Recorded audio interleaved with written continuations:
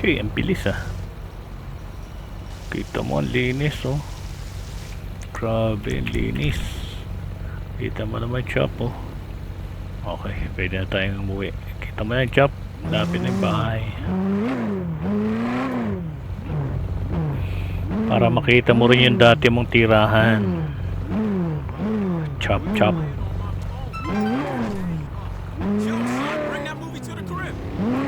Ha? Oo. Nanumburi na sabihan.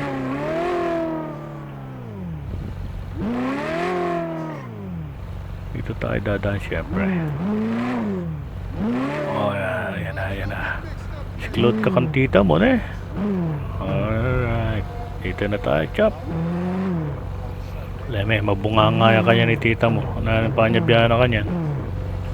Oh, eto na magpark. Dito na lang. American boy. Sabihan na naman kanyang kaya ka. Ay, sasabihin ni tita mo, American boy. Chop.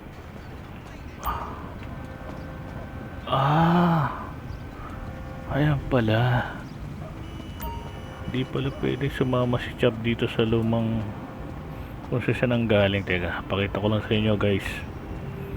Guys, eto dati ang tirahan namin. Tapos kasi wala yung bahay niya dito. Yung dog house. Dito yun eh. Ito yung nakalagay. Ganun pala. So guys, ayun. So hindi natin pwedeng ibalik dito si Chop. Mawawala siya ng kusa. Okay, di bale. Pasok muna tayo sa lumang bahay. Maganda pa rin ang ating puno dito ah. Hindi ko alam kung nandito si Tita Purita. Knock knock. American boy. Ito na yung lumang bahay guys. Ito yung lumang kwarto. So lahat nadala ko na. Ito lang yung ginamit ko ng pangkape. American boy. Si tita wala. Wala. Ba't kaya wala? Nawarin ka tita.